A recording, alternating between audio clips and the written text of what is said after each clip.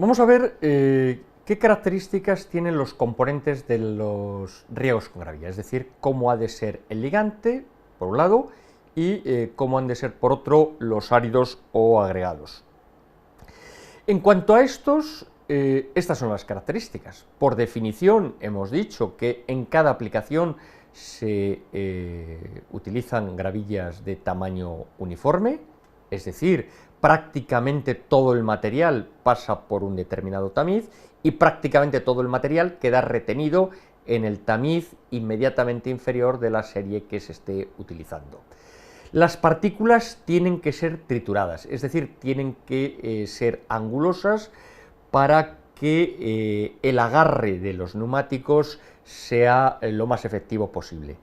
Tienen que ser partículas regulares, la buena forma en estos casos es esencial, porque si utilizamos partículas planas o partículas alargadas, quedarían embebidas en el ligante.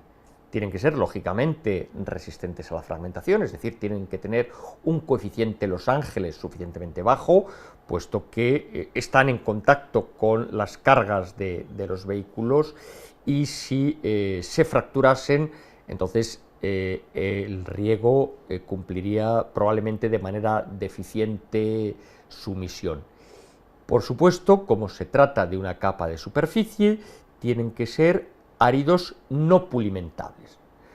Para que la resistencia al deslizamiento se mantenga a lo largo del tiempo, no nos vale con la macrotextura, no nos vale con la rugosidad del tratamiento, sino que se necesita que la aspereza o microtextura de las partículas se mantenga a lo largo del tiempo. Y finalmente, y ya insistimos en esto al hablar en general de los áridos o agregados, estos tienen que ser limpios.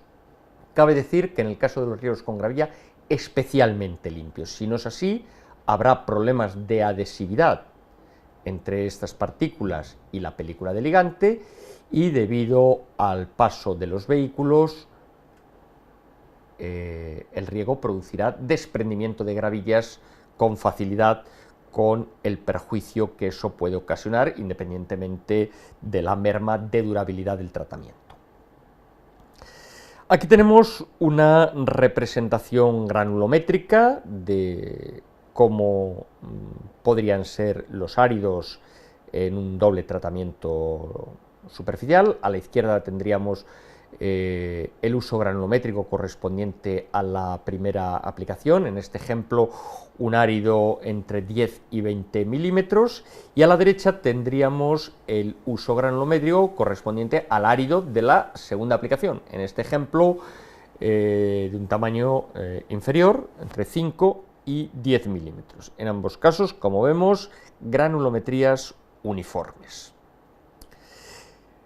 ¿Qué decir sobre el ligante? Bueno, el ligante tiene que cumplir una serie de características, tiene que poder regarse con facilidad, puesto que la técnica, de manera análoga a lo que ya hemos visto para los riegos de adherencia, imprimación y de curado, consiste en extender con una cisterna el ligante. No tiene que haber excesivo escurrimiento, es decir, no podemos correr el riesgo de que regando la superficie este ligante se vaya hacia los laterales debido a la inclinación que podamos tener transversalmente en la vía. Tiene que ser un ligante que proporcione un rápido agarre de las gravillas en cuanto éstas las extendamos sobre dicho ligante. Y finalmente debe haber una buena adhesividad entre ligante y árido, es decir, deben sujetar, el ligante debe sujetar a las partículas, y esta sujeción se debe mantener a lo largo del tiempo a pesar de la acción del paso de los vehículos y de la acción del agua. Bueno, todas estas consideraciones nos llevan a que el ligante ideal, y que hoy día es el que se utiliza en la mayor parte de los casos, sea una emulsión bituminosa, por supuesto. En el caso europeo lo normal será una emulsión catiónica, Con una alta concentración de ligante, hemos aludido a que no debe haber un excesivo escurrimiento, para ello tiene que ser una emulsión lo más viscosa posible, y eso depende de la concentración del ligante. Lo que se emulsiona es un betún puro, y la emulsión tiene que ser de rotura rápida, para que en cuanto extendamos las gravillas, estas queden sujetas por el betún asfáltico.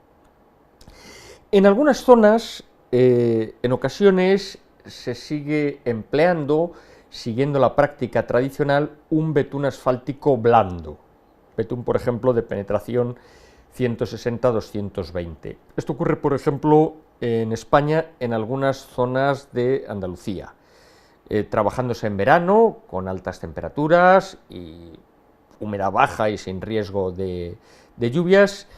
Es posible recurrir a esta técnica tradicional, basada en un riego con betún blando en vez de con emulsión, pero el riesgo que siempre existe es que al enfriarse el ligante, la capacidad de que las gravillas se incrusten perfectamente en la película de ligante se pone en riesgo. Por tanto, aunque sea una práctica, es una práctica poco o nada aconsejable.